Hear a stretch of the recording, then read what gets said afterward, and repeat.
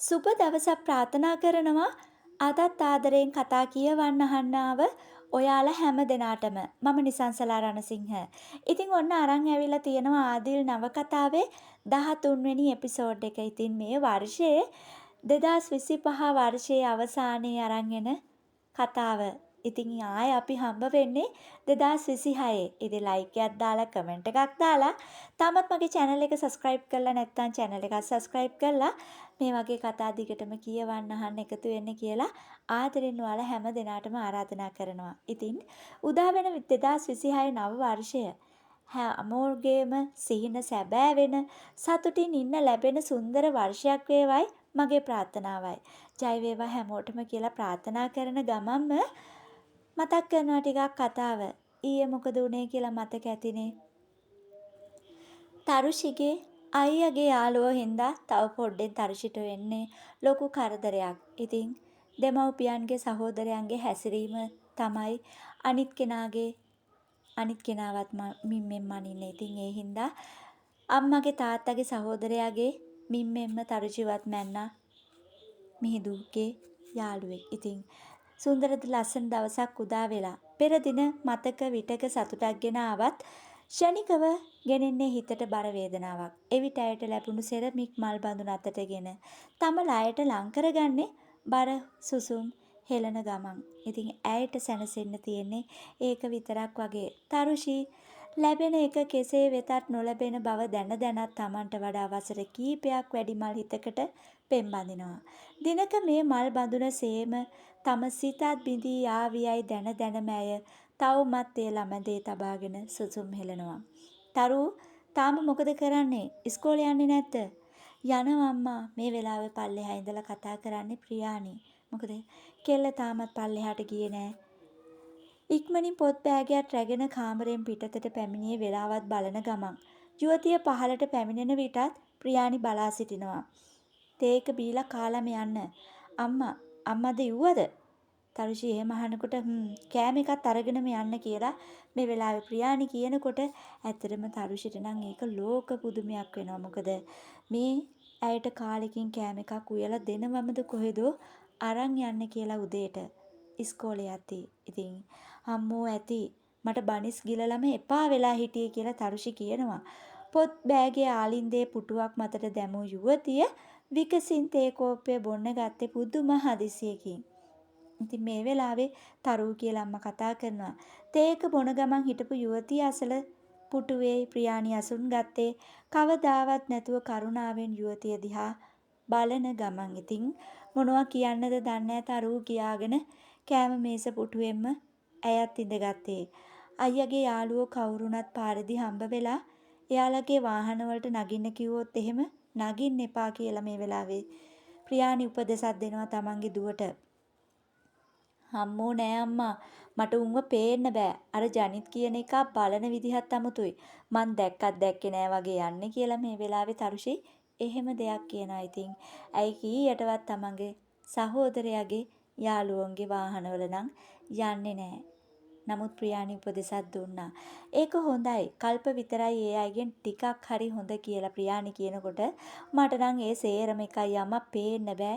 උන් මේ ගෙදරට එනවටවත් මං කැමති නෑ කියලා තරුෂි කියනවා. ඉතින් තේක අවසන් කර කෝප්පේ එතනම තබා යුවතිය නැගිට ගත්තේ පිටව යන්න වෙනකොට කවදාවත් නැතුව ප්‍රියානි තසුනෙන් නැගිට කෙල්ලගේ හිස පිරිමැත්තා. ඉතින් මොකද්ද මේ වෙනස? ඇත්තටම යුවතියටත් හිතා ගන්න බෑ. පරිස්සම් වෙන්න. ඔයා කොහොමත් අපි වගේ නෙවෙයිනේ. ඒ හින්දා පරිස්සම් වෙන්න කියලා ප්‍රියානි කියනකොට අම්මාද හරි වෙනස්. ඇයි මොකද උනේ කියලා මේ වෙලාවේ තරුෂි අහනවා. මොකුත් නෑ නිකන් කිව්වේ. එපා හිතට ගන්න කියලා මේ වෙලාවේ ප්‍රියානි එහෙම කියනවා. අම්මා බය වෙන්න එපා මං ගැන. මම වැරදි වැඩ කරන්නේ නෑ කියලා තරුෂි මේ වෙලාවේ තමන්ගේ අම්මට කියනවා. බය වෙන්න එපා කියලා. ඉතින් ඒ වගේම තරුෂි තවත් දෙයක් කියනවා මේ වෙලාවේ මම කොල්ලෙක් එක්ක යාළු වුණොත් බඳින්නෙත් එයාවම විතරයි. මට මගේ පවුලම පාඩම් ඉගැන්නුවා. අම්මා ටිකක් නංගි ගැන බලන්න. එයා ගැන මට බයයි කියලා. එහෙම කියපු තරුෂි බෑගයත් අරගෙන නිවසෙන් පිට වී යන්න ගියා දුවගෙන. ප්‍රියානි බලාගෙන හිටිය අය නොපෙනී යනතුරුම ඇය සුසුම් හෙලනවා. ඉතින් මේ කාගේ වැරදි හින්දාද මේ පවුල සුණු විසුණු වෙලා තියෙන්නේ. ඒකත් ඇයි කියලා බලා ගන්න පුළුවන් මේ දේවල් වලට වග කියන්න ඕනේ අපි නෙවෙයි. ඔයාගේ ආච්චි පුතේ කියලා මේ වෙලාවේ ප්‍රියානි පවසනවා එසේ තම සිතෙන් Tamanටම. බර සුසුමක් හෙලා ඉදිරිපස දොර වසා දමා මුළු තැන්ගේ පැත්තට යන්නේ තරුෂි පානය කරපු හිස් කෝප්පයක් රැගෙන. ඉතින් කවදාවත් නැතුව ඇය අද කෑමත් උයලා උදේට ඊයේ දවල්ටත් උයලා තිබුණා. සමහර විට එදා අර තරුචි කතා කරපු වචනවල පවර එක හින්දා වෙන්නේ නැති. ඉතින් බස් රථයට ගොඩ වෙලා යුවතිය පාසල් යද්දී ඊයේ ඇය නිවසට ගොස් කෙටි පණිවිඩයක්වත් එවා නොතිබුණු නිසා ආදි හිටියේ කලබල වෙලා.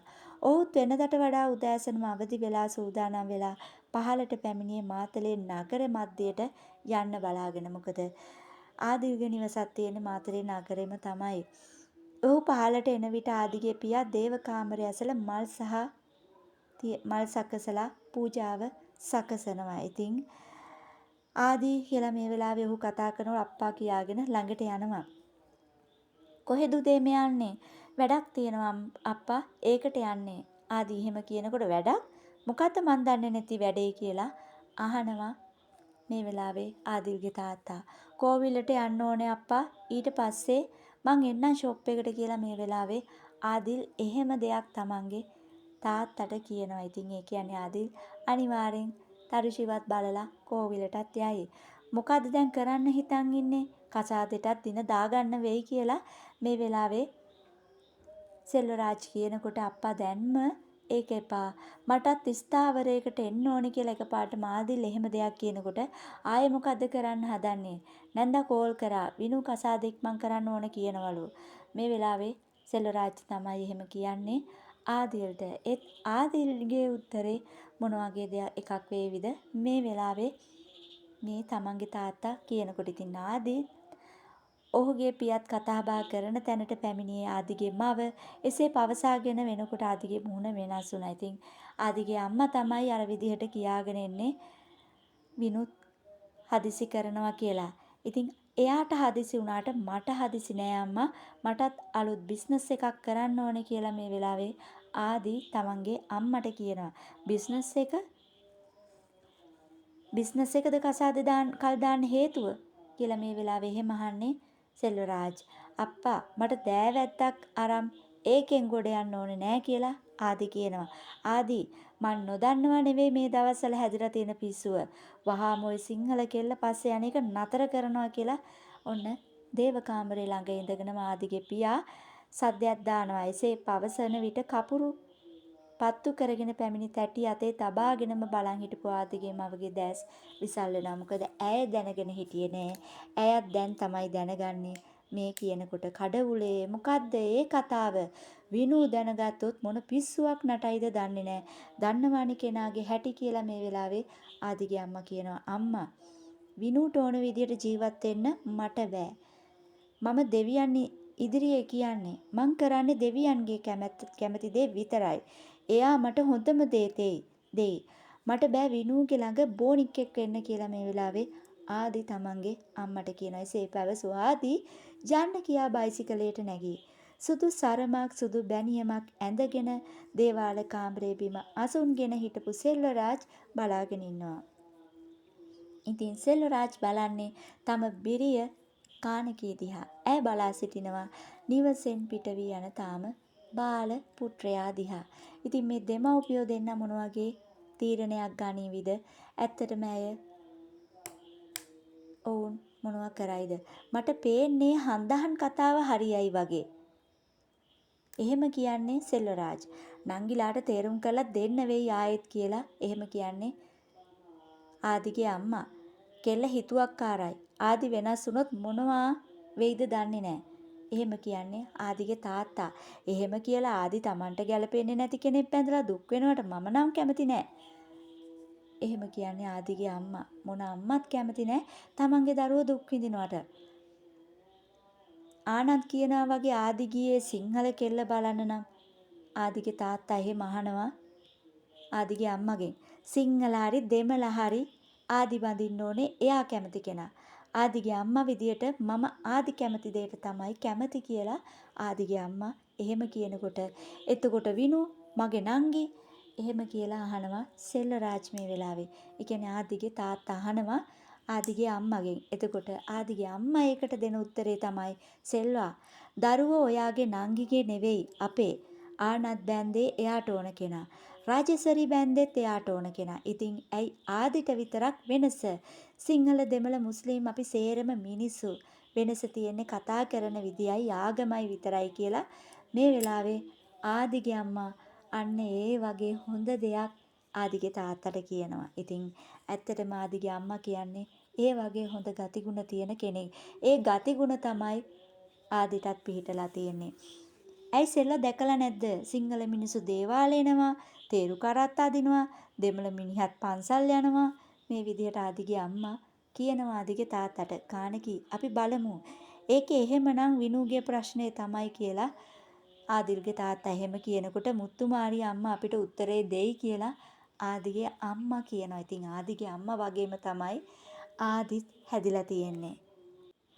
ආදිගේ මව එසේ පැවසුවේ අත තිබූ පූජා වට්ටිය බිම ඉඳගෙන හිටපු සෙල්වරාජ්ට දෙන ගමන්. සිංහල අය වගේ තමයි දෙමළ අයත් විවාහයේදී පොරොන්දම් ගැලපීම කරනවා. ඒ නිසාම ආදිගෙත් විනූගෙත් පොරොන්දම් බලා තිබුණත් ඒවා නොගැලපෙන බවයි මේන් වැටහෙන්නේ. ඉතින් බලමු ඊළඟට මොන වගේ දෙයක් මේකේ සිද්ධ වේද කියලා. මොකද එහෙම අදහන් ගැලපෙන්නේ නැති කතාවක් තමයි මෙතන මේ දෙන්නගේ කතාවෙන් තේරෙන්නේ. ඔයාලටත් ඒක තේරෙනවා ඇති.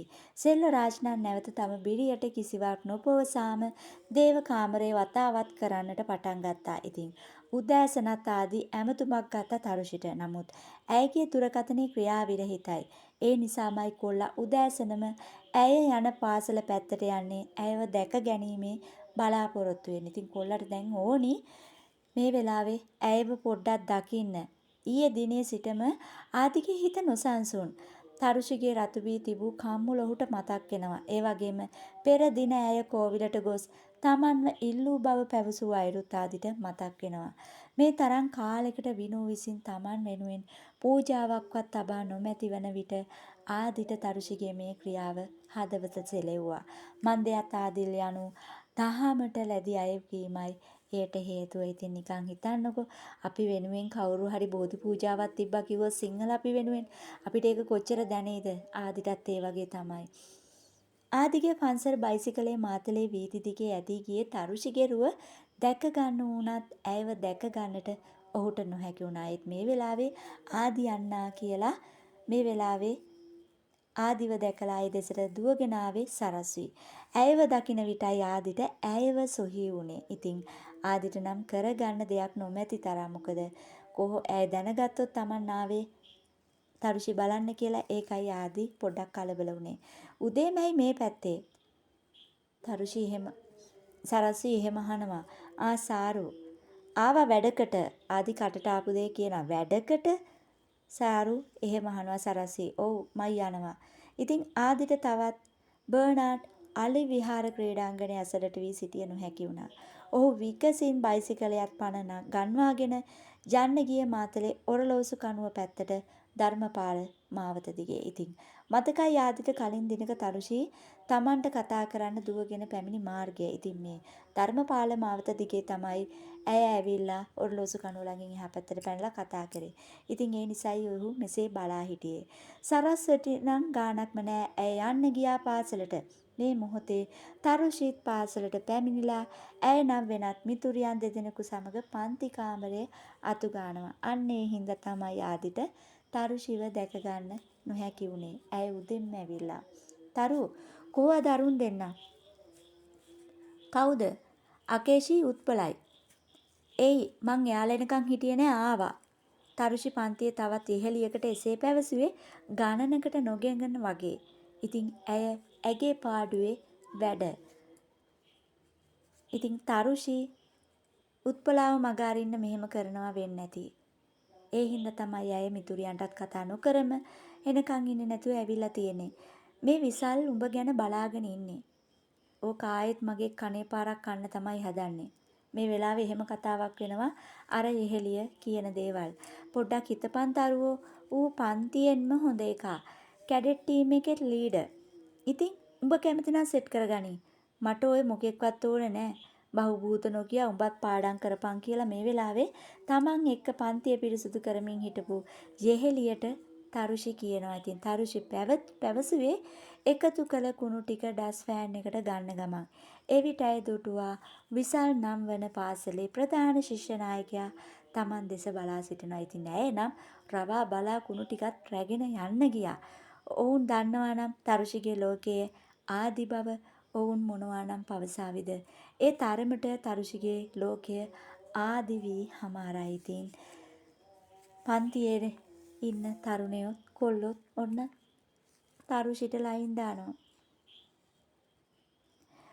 මේ වෙලාවේ ඇය ඔහුට කරදර කරන්නට නොයා පාඩුවේ සිටින්නට හිත හදා ගනිමිනු හිටියේ.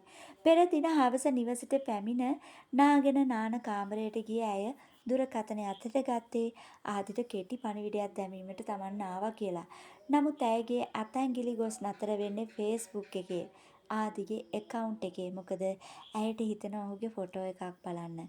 එවිටමයි ඉතින් ඇය දකින්නේ විනූ විසින් ආදිට ටැග් කර ඇති ඡායාරූපය. ඉතින් යුවතියගේ හිත කියාගත නොහැකි දුකකින් පිරෙන විට ඇයට එනු කඳුළු පිස දාගෙන තම ජංගම දුරකථනය ක්‍රියාවිරහිත කර දමනවා. ඒ හින්දා තමයි ආදිට ඇයව කන්ටැක්ට් කරගන්න බැරි වුණේ ඊයේ වගේම අද උදෑසනත්. ඉතින් බලමු ඊළඟට මොන වගේ දෙයක් සිද්ධ වෙයිද කියලා.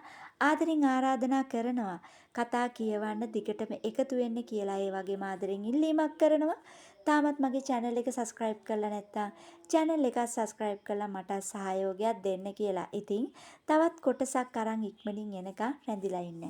මම නිසංසලා රණසිංහ.